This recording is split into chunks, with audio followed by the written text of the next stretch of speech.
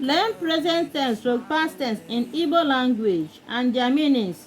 Present tense, past tense. The first word is wo, pay. Wo, pay. Maybe to pay someone. To pay someone money. Past tense of wo is kworo, paid. Another one is makwo, embrace. Makwo, embrace.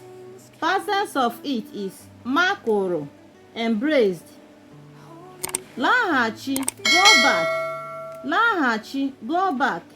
Past tense, laghachiri, went back. Bido, begin.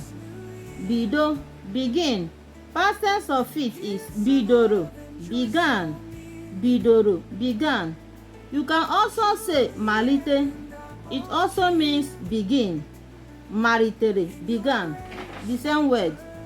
Le, look. Le, look. Lere, looked. Me, do.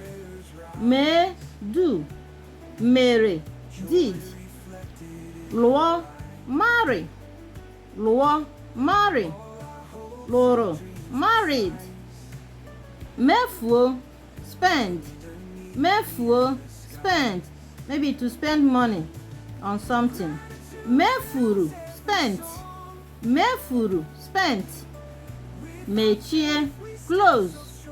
Mechie, close. Mechiri, closed. Mechie is different from buchie. Buchie means to cover something. The last word says megide, oppose. Megide, oppose.